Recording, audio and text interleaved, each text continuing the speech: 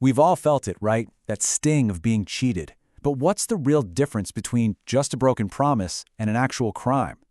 Well, the answer is all in a crucial legal distinction. And today, we're going to unpack exactly what that is. It's such a familiar feeling. A deal goes south, a promise gets broken, and you just feel wronged. But when does that feeling actually cross the line into a crime? Turns out the law is incredibly specific about where that line is.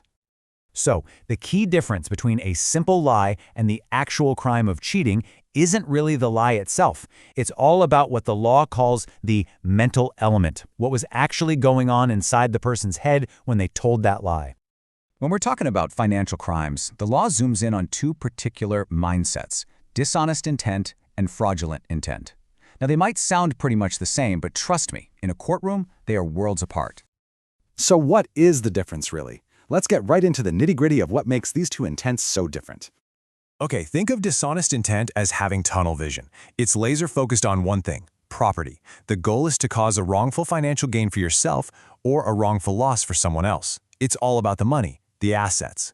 Fraudulent intent, on the other hand, is a much wider net. It has two parts. First, there has to be deceit, a lie. And second, there has to be an intent to cause what the law calls injury. And that, of course, brings up a huge question. What exactly does the law mean by injury? Because it's not just about losing money. The definition is way, way broader than that. And this is the key right here. A legal injury can be any harm caused to a person's body, their mind, their reputation, or their property. See, this is what makes fraudulent intent so much bigger. It covers all this harm that goes way beyond just a bank account. To make this all crystal clear, let's walk through a little story. Let's say I have a friend, we'll call him Ashish, and he's a big-shot business tycoon. Now, I'm about to pitch him two very different investment schemes. So, for scam number one, I convince Ashish to invest 5 crore in what I tell him is an amazing up-and-coming company. The little detail I leave out? It's just a shell company. It only exists on paper. And, oh yeah, I secretly own it. My motive here is super simple, right? I want to cause a wrongful financial loss for Ashish and a wrongful financial gain for me. His money becomes my money. It is purely 100% about the property. That is a textbook case of dishonest intent. Okay, now let's switch gears. Scam number 2. This time, I get Ashish to invest in a completely different company. But here's the twist. I know for a fact that this company is secretly a front for an organized crime syndicate used for money laundering, and it's not my company. Now, what's really interesting here is that my goal isn't Ashish's money. I don't care about the 5 crore. What I do know is that when his name gets publicly linked to a mafia-run company, his entire reputation as a respectable businessman is going to be destroyed. My goal is to cause reputational injury. I use deceit to cause him harm, and that is fraudulent intent. So now that we've seen how these two different intents work in the real world, let's look at how they plug into the actual legal definition of cheating itself. You can almost think of it like a flowchart. Every single act of cheating kicks off with one thing: deception, a lie, a false representation, you name it. From that initial lie, the law sees two possible roads. Path A is when that lie is used to trick someone into giving up their property, but path B is different. This is when the lie is used to convince someone to do something or not do something in a way that ends up causing them harm, whether that's to their body, mind, reputation, or property. You know, that first step, deception, can take a whole lot of forms. But one of the most interesting is when the lie isn't about a fact, but about who you are. The law has a special name for this, and it's called cheating by personation.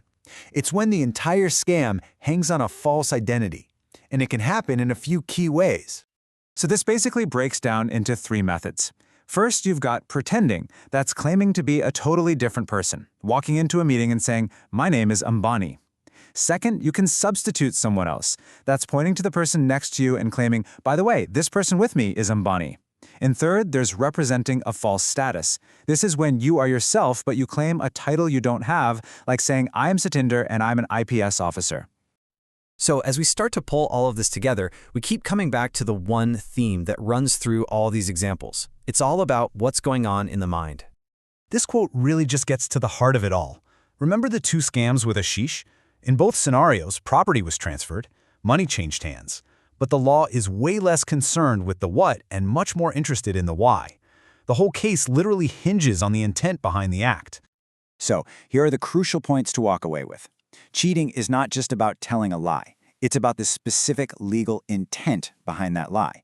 Was the main goal to cause a wrongful gain or loss of property? That's dishonest intent. Or was the goal to use a lie to cause a much broader injury to someone's reputation, mind, or body? That's fraudulent intent. And that distinction right there is everything. So, I'll leave you with a final question. Now that you know these legal lines, the difference between a simple lie, a dishonest act, and a fraudulent one, where do you see them getting blurred in the world around you? It's something worth thinking about. Thanks for joining me.